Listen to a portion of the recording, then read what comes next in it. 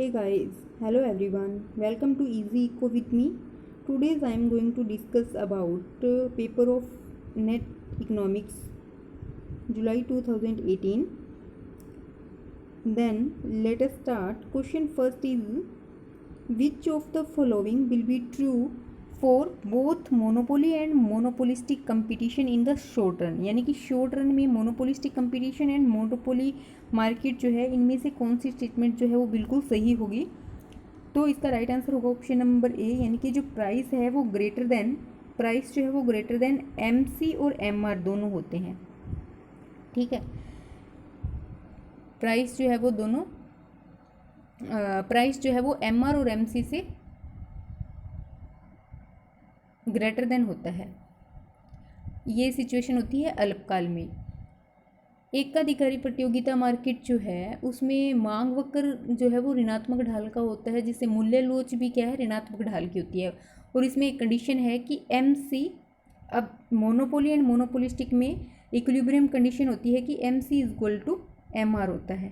ठीक है, इसलिए हम कह सकते हैं, और यहाँ पे प्राइस जो है वो एमसी से ग्रेटर देन होता है। ठीक है, तो एमसी एमआर के इक्वल है, तो इसलिए ये कहा जा सकता है कि जो प्राइस है वो ग्रेटर देन एमआर भी होगा। ठीक है, नेक्स्ट क्वेश्चन देखते हैं। नेक्स्ट क्वेश्चन है consider the following matrix which describe the respective strategy and the corresponding payoff firm A and B operating in a duopoly. यानी कि यहाँ पे क्या है, हमें एक टेबल दी गई है, तो इसमें दो फर्म है, ए और बी फर्म है। एक के पास बताना है इसमें कि किसके पास जो है डोमिनेंट स्ट्रेटजी है, किसके पास डोमिनेंट स्ट्रेटजी नहीं है। ठीक है, अगर वो ऐड करती है तो उसको कितना बेनिफिट होता है, अगर ऐड नहीं करती है तो उसको कितना बेनिफिट होता है।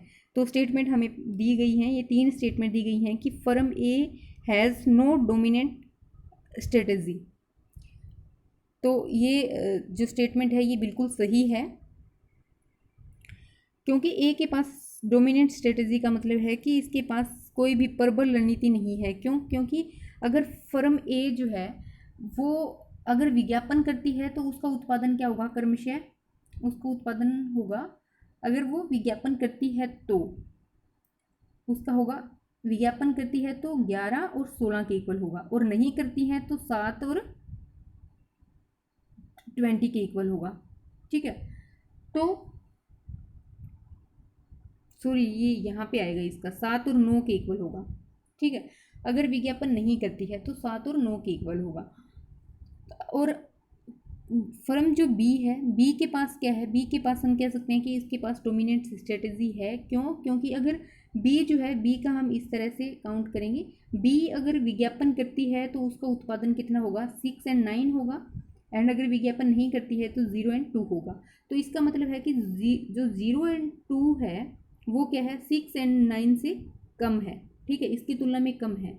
तो इसलिए कह सकते हैं कि जब फर्म ए विज्ञापन करती है तो उसको ज़्यादा बेनिफिट होता है, फर्म ए को क्या है, जब विज्ञापन नहीं करती है तब बेनिफिट होता है। ठीक है, तो इसमें अब ये स्टेटमेंट तो हमारी सही हो गई कि फर्म ए के पास कोई भी डोमिनेंट स्ट्रेटजी नहीं है, बिल्कुल सही है ये। एंड सेकंड है बी हैज़ डोमिनेंट स्ट्रेटजी, बिल्कुल सही है, दोनों स्टेटमेंट बिल्कुल सही है। एंड नेक्स्ट है the game has a Nash equilibrium. Game जो है वो नैश इक्विलिब्रियम है। नैश इक्विलिब्रियम में क्या होता है कि हमारे पास कोई एक ऐसी स्ट्रेटजी है जिसमें जो फर्म है वो उस स्ट्रेटजी में क्या है, कोई भी चेंज करना पसंद नहीं करती है, यानी कि वो एक ऐसी डोमिनेंट स्ट्रेटजी होती है। और अगर वो उसमें चेंज करती है, ठीक है, मान लो यहाँ पे इस गेम में क्या है, सबसे इष्टतम स्ट्रेटजी कौन सी है, प्रबल स्ट्रेटजी ये है 11 और 6 वाली। ठीक है, अब अगर इस सिचुएशन में अगर कोई भी फर्म चेंज करती है तो एक फर्म को अवश्य है कि उसको हानि ही होगी। ठीक है, तो इसमें तीनों स्टेटमेंट बिल्कुल सही हैं।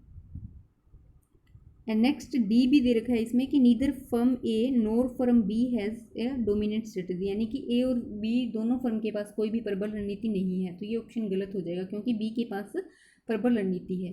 तो इसके अकॉर्डिंग हमारा राइट आंसर होगा option number 4, A B and C correct answer होंगे। नेक्स्ट क्वेश्चन है in the context of oligopoly consider the following statement. यानी अल्पाधिकार जो बाजार है उसमें कौन सी स्टेटमेंट जो है वो बिल्कुल सही है। सबसे पहला कहता है कि Cournot equilibrium is a Nash equilibrium, बिल्कुल सही स्टेटमेंट है ये। नेक्स्ट है Stackelberg equilibrium is a Nash equilibrium. इसमें इसमें क्या है, थोड़ा डाउट है, क्योंकि एनटीए ने इसका जो आंसर है वो दोनों को माना है। क्यों? क्योंकि जो कुर्नो मॉडल एक रियल में एक नैश इक्विलिब्रियम मॉडल है, और जो स्टेकलबर्ग है वो इसी का क्या है, इसी की एक्सप्लेनेशन करता है, ठीक है, इसी को आगे विस्तृत करता है। तो इसमें एनटीए ने इसको दोनों सही माना है, लेकिन कुछ बुक्स में ओनली ए भी मिलता है और कुछ बुक्स में दोनों बी मिलते हैं, तो ये क्वेश्चन थोड़ा डाउटफुल है। वैसे एनटीए के अकॉर्डिंग इसमें दोनों सही होंगे। नेक्स्ट क्वेश्चन है match of the following question है। इसमें क्या है, profit as a dynamic surplus, यानी कि भी प्रावेगिक अधिशेष के रूप में जो भी लाभ है, ये सिद्धांत किसने दिया था? तो प्रॉफिट डायनामिक सरप्लस की जो थ्योरी है वो दी है जेबी क्लार्क ने, ये दिया है जेबी क्लार्क ने। नेक्स्ट है profit as reward for innovation, innovation है सुम्पीटर की, एंड रिवार्ड अनसर्टेनिटी है नाइट की। एंड नेक्स्ट है profit arise due to monopoly power enjoyed by the producers, ये है एम क्लेस्की की। यानी हमारा राइट आंसर क्या होगा, 4, 1, 3 एंड 2, 4, 1, 3 एंड 2, यानी 2 ऑप्शन हमारा राइट आंसर हो जाएगा।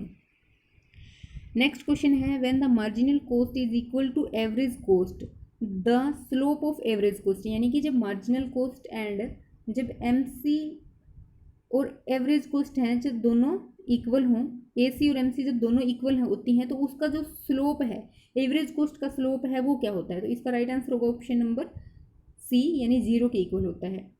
नेक्स्ट क्वेश्चन है for the function Q is equal to A into K alpha into L alpha which of the following is correct, इनमें से बताना है कि कौन सा सही है इसके अकॉर्डिंग, इस फंक्शन के अकॉर्डिंग। सबसे पहले है the degree of homogeneity is 1, गलत हो जाएगा ये, क्योंकि इसमें जो डिग्री ऑफ होमोजिनिटी है वो क्या होती है, कांस्टेंट होती है। नेक्स्ट है elasticity of substitution is equal to alpha plus beta.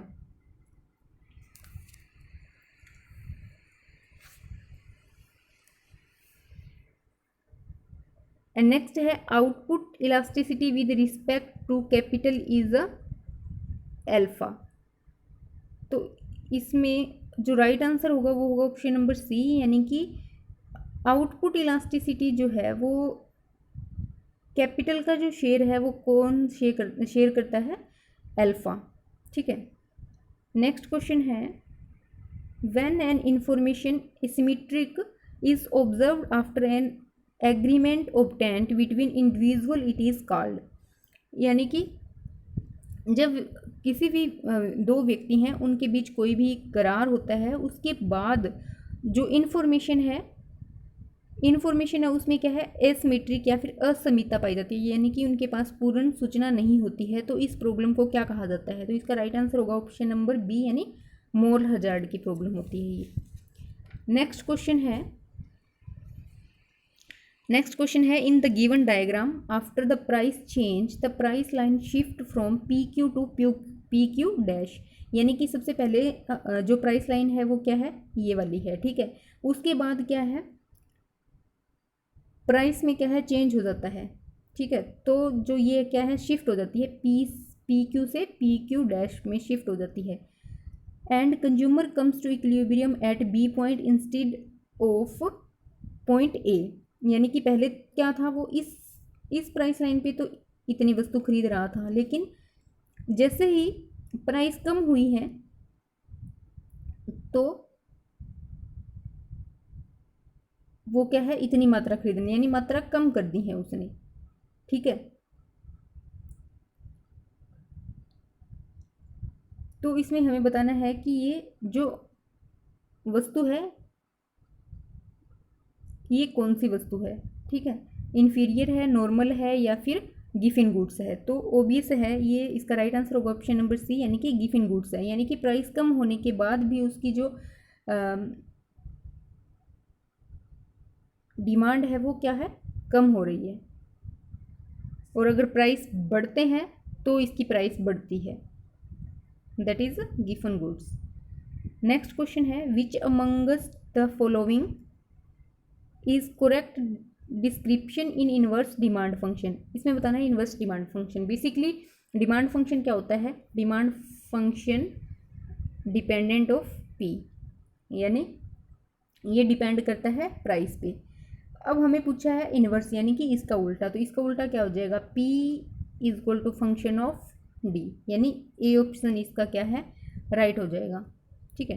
And next question है the first fundamental theorem of welfare economics requires, यानी कि जो कल्याण अर्थशास्त्री का जो पहला मूल सिद्धांत है उसमें क्या क्या चीज़ें अपेक्षित हैं, क्या क्या उसमें बताया गया। तो सबसे पहले है that there be an efficient market for every commodity, यानी प्रत्येक वस्तु के लिए जो बाजार है वो क्या है, एफिशिएंट है, यानी कुशल बाजार है। नेक्स्ट है, बिल्कुल सही स्टेटमेंट है ये। नेक्स्ट है that the economy operate at some point at the utility possibility curve, यानी कि इकोनॉमी में जो यूटिलिटी पॉसिबिलिटी कर्व है उसके किसी भी बिंदु पे क्या है वो क्रियाशील रहती है। एंड नेक्स्ट है producer and consumer to be price taker, और उत्पादक और जो उपभोक्ता हैं वो क्या है, कीमत स्वीकारक होते हैं। तो बिल्कुल सही है तीनों स्टेटमेंट, इसका राइट आंसर हो जाएगा ऑप्शन नंबर डी। नेक्स्ट है the theory in the trade cycle is generated due to excess of actual over the desire investment has been given who amongst the following, मतलब कि इसमें क्या पूछा है कि ऐसी व्यापार सिद्धांत की ऐसी थ्योरी जिसमें निवेश की तुलना में जो एक्चुअल निवेश है, ठीक है, जो एक्चुअल निवेश है वो क्या है, डिज़ायर इन्वेस्टमेंट से, यानी इच्छित निवेश जो है उससे अधिक होता है। तो ये सिद्धांत किसके द्वारा प्रतिपादित किया, तो इसका राइट आंसर होगा ऑप्शन नंबर बी, यानी हेक ने ये प्रतिपादित किया है कि जो हमारा एक्चुअल इन्वेस्टमेंट है वो क्या है, ग्रेटर देन होता है डिज़ायर इन्वेस्टमेंट से। ठीक है। नेक्स्ट है कंसीडर द फॉलोइंग स्टेटमेंट। अब इसमें क्या है, liquidity trap is a situation when people prefer to hold money rather than investing. बिल्कुल सही है ये, क्योंकि जब लिक्विडिटी ट्रैप की सिचुएशन या समस्या होती है तब लोग क्या है, इन्वेस्ट करने की बजाय उसको नकदी रखना पसंद करते हैं। ठीक है। एंड बी बता रहा है कि liquidity preference is the situation when people refer to invest money rather than the hold it. ये ऑप्शन गलत हो जाएगा, क्योंकि इसमें इन्वेस्ट नहीं करते हैं बल्कि जो लोग हैं वो क्या है, मनी अपने पास रखना पसंद करते हैं। नेक्स्ट है liquidity crunch is a situation of short supply of money in the money market. बिल्कुल सही है, यानी कि जब तरलता अभाव, लिक्विडिटी क्रंच की प्रॉब्लम है तो उसमें क्या है, मुद्रा बाजार में मुद्रा की अल्प आपूर्ति होती है। बिल्कुल सही है, तीसरी स्टेटमेंट बिल्कुल सही है।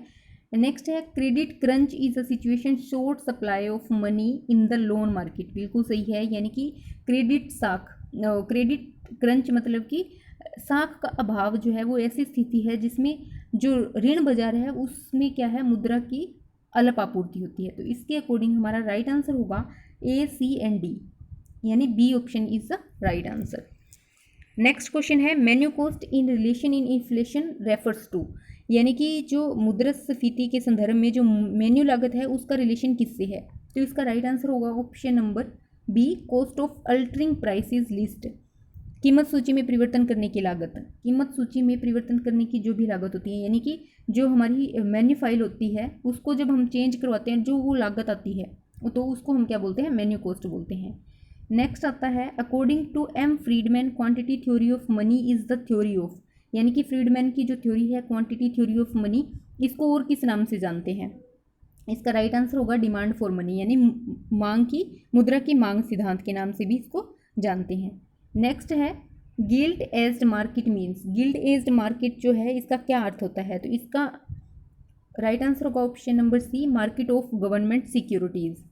नेक्स्ट क्वेश्चन है which of the following is likely to be most inflationary in its impact, यानी कि इनमें से किसका इफेक्ट जो है वो सबसे ज़्यादा मुद्रास्फीतिकारी हो सकता है, इनमें से बताना है हमें। तो इसका राइट आंसर होगा ऑप्शन नंबर डी, यानी creating new money to finance a budget deficit, यानी कि जब बजट घाटा है उसको पूरा करने के लिए हम नई मुद्रा या नई करेंसी को छापते हैं तो वो क्या हो जाता है, वो क्या है, मुद्रास्फीति को बढ़ाता है।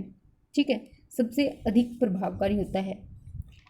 नेक्स्ट क्वेश्चन है, काफ़ी इंपॉर्टेंट क्वेश्चन है ये, एग्जाम में 2 या 3 बार आ चुका है। Consider the following statement regarding the marginal standing facility, MSF जो है उसके रिगार्डिंग हमें स्टेटमेंट दी गई है, बताना है कि कौन सी स्टेटमेंट बिल्कुल सही है। सबसे पहले है कि MS is on the line of existing LAF and is part of it, यानी कि जो सीमांत स्थायी सुविधा है वो क्या है, LAF की तर्ज पे आधारित है और इसका पार्ट भी है। LF क्या है, LF है लिक्विडिटी एडजस्टमेंट फैसिलिटी। नेक्स्ट है MSF is a costlier route than repo, यानी कि जो सीमांत स्थायी सुविधा है वो रेपो से अधिक महंगा उपाय है, बिल्कुल सही है। नेक्स्ट है MSF function as the last resort for bank to borrow short term funds, यानी कि जो MSF है ये बैंकों के लिए एक अल्पावधि ऋण लेने के लिए क्या है, एक अंतिम उपाय है, ठीक है, लास्ट रिसोर्ट है ये बैंक से, बिल्कुल सही है। नेक्स्ट है MSF is link to the net demand and time liabilities of the bank, यानी कि जो MSF है ये बैंकों की जो नेट डिमांड है, निवल मांग है और जो सम्यताएं हैं उससे जुड़ी हुई है, बिल्कुल सही है। तो इसका राइट आंसर होगा ऑप्शन नंबर सी, यानी कि ये चारों स्टेटमेंट बिल्कुल सही है। नेक्स्ट क्वेश्चन है, the absorption approach of analysing balance of payment was formulated bye, यानी कि जो एब्जॉर्प्शन अप्रोच है ये किसके द्वारा दी गई है, तो इसका राइट आंसर होगा ऑप्शन नंबर सी, यानी सिडनी अलेक्जेंडर ने इसको दिया है। नेक्स्ट है, एक टेबल दी गई है, इसमें बताना है कि which amongst the following is not correctly matched, not correctly इनमें से कौन सा सही मैच नहीं करता है, तो import of goods and services debit in current account बिल्कुल सही है, यानी कि चालू खाते नाम में इसको शो किया जाता है। नेक्स्ट है receipt of transfer payment, transfer payment जो है उसको भी क्या है, चालू खातों में इसको इंक्लूड किया जाता है। नेक्स्ट है डायरेक्ट इन्वेस्टमेंट रिसीप्ट, ये क्या होता है, credit in the capital account, बिल्कुल सही है, जो डायरेक्ट इन्वेस्टमेंट से हमें प्राप्त होते हैं वो क्या है, पूंजी खाते में जमा होते हैं। नेक्स्ट है पोर्टफोलियो इन्वेस्टमेंट रिकमेंडेशन, ये चालू खाते में, तो पोर्टफोलियो इन्वेस्टमेंट जो है ये चालू खाते में इंक्लूड नहीं होते हैं, ठीक है, तो इसलिए हमारा राइट आंसर हो जाएगा ऑप्शन नंबर सी। नेक्स्ट है Prebisch Singer hypothesis related to, Prebisch Singer की जो हाइपोथेसिस है वो किससे रिलेटेड है, तो इसका राइट आंसर होगा ऑप्शन नंबर बी, यानी terms of trade off developing countries, यानी विकासशील जो देश हैं उसकी व्यापार की शर्तें। नेक्स्ट क्वेश्चन है, which of the following statement about the India's balance of payment is not correct, not correct हमें बताना है कि कौन सी स्टेटमेंट जो है वो सही नहीं है। तो सबसे पहले, if a foreign citizen deposit some money in a bank in India the account regard this as a credit, यानी कि यदि कोई भी विदेशी नागरिक जो है भारत में किसी भी बैंक में कुछ धन जमा करता है तो उसका लेखा जो है वो ये जमा में माना जाएगा। तो ये स्टेटमेंट तो बिल्कुल सही है कि अगर कोई भी नागरिक जो है वो भारत के किसी भी बैंक में जमा करता है तो उसके अकाउंट में जमा माना जाएगा, ये बिल्कुल सही है। एंड नेक्स्ट है the current account balance show only the balance for the trade in goods and services combined, तो ये स्टेटमेंट हमारी गलत हो जाएगी, क्योंकि इसमें क्या बता रहा है कि जो करंट अकाउंट बैलेंस है, यानी कि जो चालू खाता अकाउंट है उसमें क्या है, वो ओनली क्या है, trade in goods and services को ही इसमें इंक्लूड किया जाता है, नहीं इसमें बल्कि ट्रांसफ़र पेमेंट जो होती हैं वो भी इसमें इंक्लूड होती हैं, तो ये हमारा बिल्कुल राइट आंसर हो जाएगा। इसमें नोट करेक्ट पूछा है तो नोट करेक्ट यही हो जाएगा, ठीक है। नेक्स्ट क्वेश्चन है, let elasticity of demand for export for a certain country be EX and elasticity of demand for import BEM. Assume that the country devalues its balance of payment will almost certainly show the improvement if, यानी कि इसमें क्या पूछा है कि अगर elasticity of demand, export की elasticity and import की जो इलास्टिसिटी है, इन दोनों को मिला के अगर ये ग्रेटर देन 1 है तब क्या है,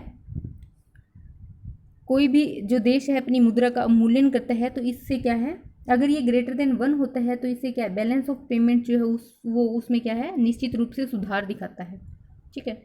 नेक्स्ट क्वेश्चन है, which of the following would cause rupee and depreciate against US dollar other things being equal, यानी कि अन्य बातें समान रहने पर इन निम्न में से यूएस डॉलर के मुकाबले अगर रुपये का डिप्रिशिएट होता है, रुपये का मूल्य ह्रास करेगा, तो कौन सी सिचुएशन होगी?